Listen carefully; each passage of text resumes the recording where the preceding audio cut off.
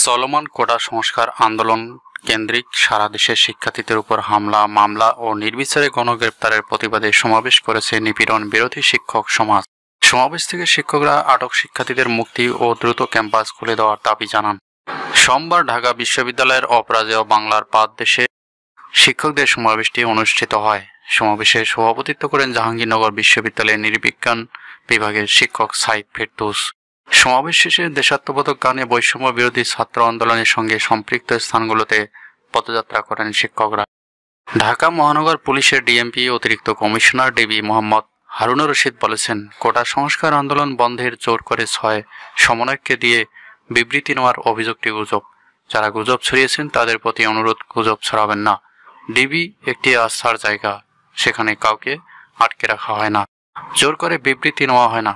তারা বরং অনুভব করেছে সরকার তো সব দাবি মেনেই নিয়েছে, তারা আমাদের কাছে লিখিতভাবে বলেছে, যে কারণে তারা তাদের আন্দোলন প্রত্যাহার করে নিয়েছে।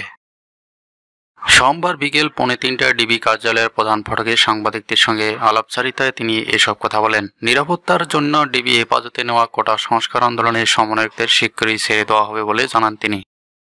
পূর্ব ঘোষণা অনুযায়ী সোমবার সকাল 11টা থেকে সারা দেশে বিক্ষোভ কর্মসূচি এবং প্রতিবাদ সমাবেশ করার কথা রয়েছে বৈষম্য বিরোধী ছাত্র আন্দোলনের, কিন্তু দুপুর পর্যন্ত রাজধানীর কোথাও তাদের কর্মসূচি পালন করতে দেখা যায়নি। স্বাভাবিক রয়েছে মিরপুর এলাকাও। এই এলাকায় যে কোনো ধরনের অস্থিতিশীল পরিস্থিতি এড়াতে সড়কে সতর্ক অবস্থানে রয়েছেন শত শত পুলিশ সদস্য।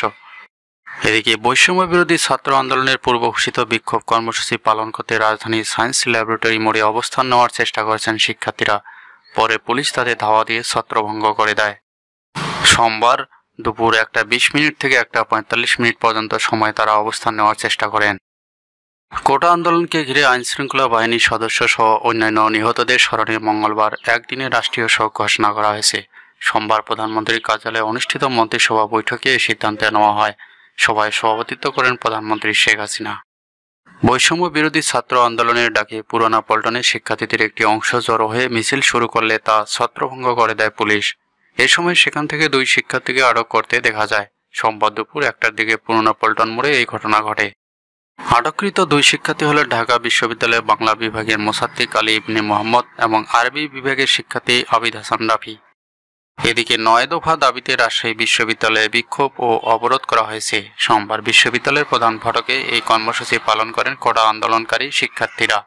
আন্দোলনের সমন্বয়ক মেহেদী সজীব বলেন, সমন্বয়কদের জোর করে তুলে নিয়ে আন্দোলন প্রত্যাহারের ঘোষণা দিতে বাধ্য করা হয়েছে। এসব ঘটনা ছাত্র সমাজ ঘৃণাভরে প্রত্যাখ্যান করেছে। এই ঘটনার তীব্র প্রতিবাদ জানায়, দাবি আদায় না হওয়া পর্যন্ত এই আন্দোলন চলবে।